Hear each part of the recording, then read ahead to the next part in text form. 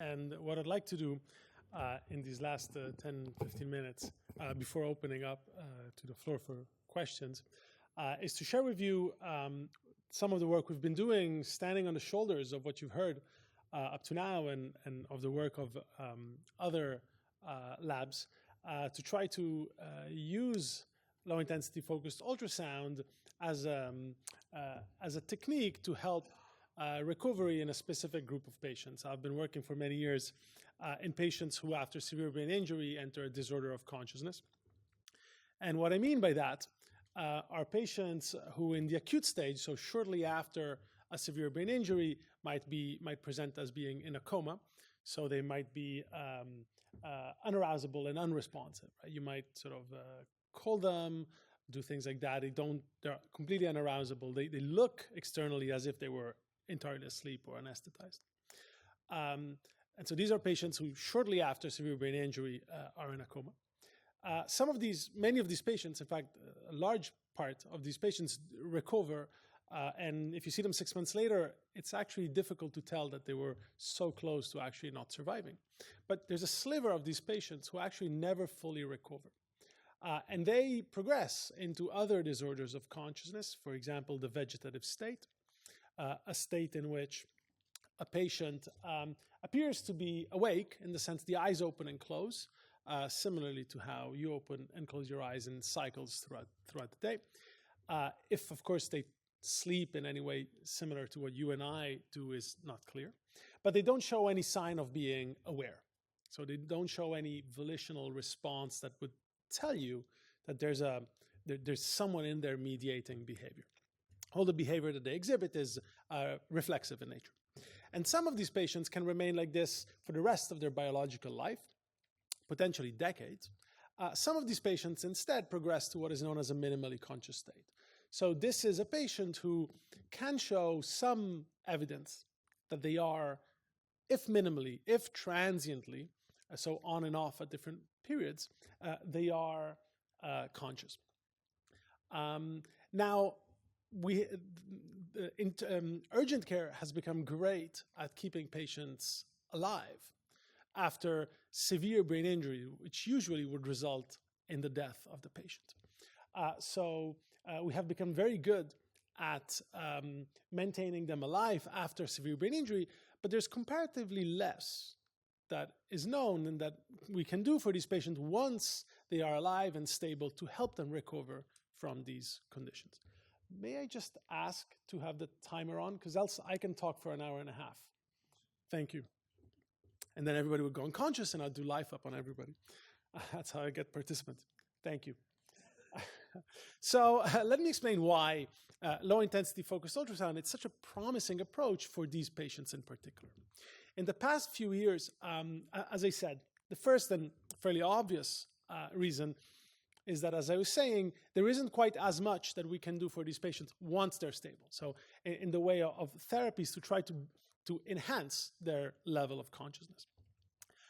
More interestingly, in the past decade, we've learned a lot about how disorder of consciousness come by.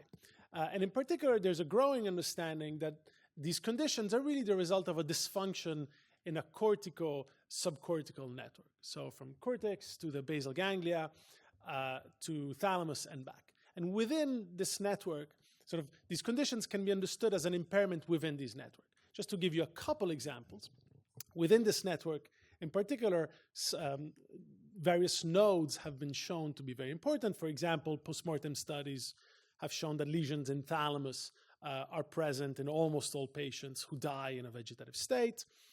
We have recently done work in vivo to show that the amount of atrophy within thalamus is proportional to the severity of the impairment. Recent work showing that the disconnection from thalamus to cortex is the level of disconnection as measured with DTI is proportional to the severity of the impairment. And all these different ways of breaking the circuit lead to an overall depression in forebrain metabolic activity. And so many people have tried different approaches on the basis of this science to try to help patients recover. To give you a few examples of what has been done to date, you can use TDCS, applying it to frontal cortex, and The idea being that you upregulate frontal cortex and you're trying to drive and re-engage the whole system. People have used, and this is the most successful approach to date, amantadine, which by virtue of upregulating activity in the medium spiny cells of the striatum, prevents the globus pallidus from over-inhibiting thalamus and releases thalamus, the efferent fibers, the thalamocortical and thalamostriatal efferent fibers. So you can see how you can intervene on the various nodes to help patients recover. You can use zolpidem in very few patients, which actually looks like prevents the globus pallidus from inhibiting thalamus, and so re-engages that way the circuit. Or you can use an invasive approaches, such as deep brain stimulation, to directly excite thalamus and try to re-engage the system. Right? So this portrays sort of our understanding and how the science has given rise to various types of intervention, each of which has a number of advantages. But at least now we have an understanding and we have a target. And so you can see how things such as focused ultrasound can be employed within sort of this understanding of science. And finally, of course, I'm standing on the shoulders of work that you've seen earlier here. You might have been at this morning's talk by the Oxford group showing similar effects. And among the various work that has shown that low-intensity focused ultrasound is non-destructive and neuroactive, there's one in particular I want to mention by Dr. Yo's group, showing that thalamic stimulation after anesthesia speeds up the recovery of complex motor responses in the rodent model. And so you can see how all of these add up to the idea that maybe we can do something similar to these interventions I've already shown you, and in particular to DBS. Maybe we can directly target thalamus in these patients and help them recover. So the idea portrayed in this cartoon is that maybe we can non-invasively do something similar to deep brain stimulation. Okay, maybe we can try to drive thalamic cells, in particular those in the central thalamus. We can try to drive those and sort of up-modulate them and see if that can help the system re-engage. So on the basis of all this, we've launched a clinical trial. The idea being that we have two arms in the clinical trial, acute and chronic patients. The design overall is that we do some baseline measures, then we apply low-intensity focused ultrasound in blocks, in bouts of 5 minutes spread over 10 minutes inside the MRI, so this is MR guided. And then we do another set of post-MRI measures. And the question is, can we move the needle? We try to do this twice, but particularly in the acute patients, it's very hard. Often we need to discharge them for reasons that have nothing to do with our intervention, but just for medical reasons. To give you sort of a view for the setup, here I'm sporting the device, which is sort of pretty bulky for now, although we're trying to reduce it in size. And similar to what Dr. Ligon showed you, if you put the transducer in a water tank and you look at the surface, and if you focus right there, you should be able to see a little vibration just there by showing you sort of the effect of the ultrasound on the surface of the water. So that's exactly what we're trying to do, but on thalamus. So let me give you sort of a brief view for the results so far. Let me start from the acute patients. Here, what I'm showing is on the y-axis, I'm showing clinical behavioral scores. On the y-axis is just time. On the x-axis, it's just time. The clinical score, which is known as the coma recovery scale, the gold standard to assess the level of impairment of these patients, the higher it is, the better the patient. Right? That's sort of the basic idea behind this. So in some patients, the effects are pretty clear. The green band that you see, it's the time where we applied focused ultrasound. So essentially, you're getting a view for the before and the after. And typically, the way in which this works is that the very first one is done 1 or 2 days before the ultrasound. The assessment just before the green band is done before putting the patient in the MRI machine for the ultrasound. The first assessment right after is as soon as they come out of the MRI machine, and then we try to do it a few days later. And then we bring the patient back for the second session, and you can see here what happened to this patient. In this particular case, the response was, from a behavioral point of view, fairly dramatic. Let me put it in context, however. This patient went from being in a coma to a vegetative state. So we could move the needle, but of course then you might want to ask how helpful it is to go from a coma to a vegetative state in behavioral terms. But it does look like we are moving to some extent the needle. Other patients show similar effects, sort of these upward trends that you notice particularly surrounding the application of the ultrasound. The last one on the bottom right was actually our first patient that we reported a few years ago. In fact, this patient, after the ultrasound, had reached 23, which is the maximum on the scale, which means the patient had emerged from a disorder of consciousness, and we couldn't do the second simulation because he had now exceeded the inclusion criteria for this. So very interesting, and I'm showing you among the best patients that we've had, and I'll show you an aggregate graph in just a moment. However, you have to keep in mind these patients are acute, spontaneous recovery happens all the time. So one interesting contrast is one patient in whom we are confident that the ultrasound didn't work because we placed the ultrasound by the temporal bone window, and the patient was visibly moving throughout the whole session. In fact, by the end of the 10 minutes, the transducer was by her jaw. So we're fairly confident that nothing happened in that patient. Interestingly enough, this is the only patient who showed no change surrounding the ultrasound procedure, which is not the control that I would like to have, but at least it's an interesting comparison for now. If you take together 7 patients who have now undergone this cycle, 1 or 2 sessions of ultrasound, and you aggregate them, and if you squint and don't look too close and put your arm behind one arm behind your back, you can notice that there's a very clear uptrend in these patients. You could even be daring and do a nice t-test between before and after, and you would get a p-value below 0.05. So despite this being extremely intriguing, however, I do have to point out these are acute patients. They recover all the time. So it's perfectly possible that despite us sort of showing these effects, perhaps in proximity with our simulation, we could have sang a nice song within the range of human hearing, and these patients would have shown the exact same thing. So this is all very interesting data, but it doesn't prove yet that we are moving the needle in these patients, not until we can do a double-blind clinical trial.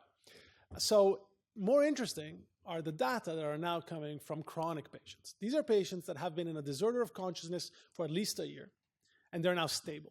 The rate of spontaneous recovery of these patients over a year out is actually much, much lower than the rates of spontaneous recovery of acute patients, most of which actually recover. So these are the first 2 cases of ultrasound, of low-intensity focused ultrasound to thalamus in chronic patients with disorders of consciousness. And the setup is exactly the same I've shown you earlier. Our very first patient arrived to us with a minimally conscious state plus diagnosis, which means minimally conscious state, and this patient could respond to command occasionally. So we knew this patient was minimally conscious. Then we do the first ultrasound. 4 days later, the patient is now for the first time accurately responding to commands before we do the second ultrasound. And notice how the patient at first declines. And there are various reasons for this. I don't know which one is the true one. We very often see these declines when patients have to be transported from one place to another. So that could be one reason, or it could just be that there are time delays in their response to this, but we don't know today. Second session, almost the same thing. The patient for the first time shows functional object use, can take a bottle, bring it to the mouth when we ask him. And 4 days later, the patient has actually now emerged from a minimally conscious state. So the patient has actually changed the diagnostic category. The patient is now at maximum on our coma recovery scale, on our behavioral scale, is no longer in a disorder of consciousness. So this patient had been in a minimally conscious state for about a year. Right in proximity with contemporaneously with our intervention, the patient has now change the diagnosis. And we interview for very long the family to get an understanding of which behaviors they show. None of these behaviors that I just mentioned the patient had shown beforehand. The second patient, fairly similar story, except she starts in a minimally conscious state minus. Shows for the very first time response to command. So we could ask her something and she could look at different objects on request. By the week after, exactly like the first patient, she's actually now consistently responding to command, which she had never done. She can recognize objects. If you place two objects in front of her and look at one of the two objects, correctly looks at the good object, et cetera, et cetera. The story is fairly similar to the first one. By the end of this, the patient is now in a minimally conscious state plus, so has changed diagnostic category. And again, this patient was actually 2.5 years post brain injury. So this patient certainly fell within the trajectory of recovery in the very late stage, where recovery is less and less typical of these patients. And of course, why would it happen exactly in those 2 weeks that we do the stimulation is a different question. So let me just bring this together to say that overall, and I hope this is sort of the takeaway that you can all take from this whole session, is that focused ultrasound, a low-intensity focused ultrasound, is really a promising and very exciting technique, both for brain mapping and on the intervention side. From my point of view, in terms of looking at clinical applications, it is the best of both worlds. I can directly target deep structures which are out of reach with other non-invasive approaches. I can directly target thalamus just like DBS, just like invasive approaches, but of course in a non-invasive fashion, which makes it much more applicable in terms of, we can cast a much wider net in terms of patients who can be eligible for this. From the safety point of view, all these patients are on monitor for vital signs throughout the procedure, before and after, and we never saw any change during, before, or after in terms of the vital signs. No patient was worse after low-intensity focused ultrasound. There was only one patient, who I showed you earlier, who just didn't change. So from this point of view, we did no harm to any of these patients, and I know that in the long term, they were all better. Regardless of whether it was us or not, they were all better after the low-intensity focused ultrasound. I do have to disclose one adverse event. About a week after the intervention, one patient had a seizure, and after the medical team examined everything they could possibly examine, they decided that this had nothing to do with our intervention. This was one of the acute patients. So excellent safety profile, which really echoes what you've already heard from other speakers today. And finally, very promising in terms of the effectiveness, and I will say that it seems to have potential synergistic effects in acute patients. And I don't think we're necessarily treating the acute patients, but we might be helping them recover faster, which is what other interventions have shown capable of doing. And there is initial evidence for a therapeutic effect in chronic patients who are stable. And of course, there's a little asterisk there just to remind me to be cautious and say, this is not a double-blind randomized clinical trial. This is the very first trial of its kind. So take these results with some caution, but of course, overall, very exciting. And with this, let me just thank the many people that are involved in this and my sponsors. Thank you.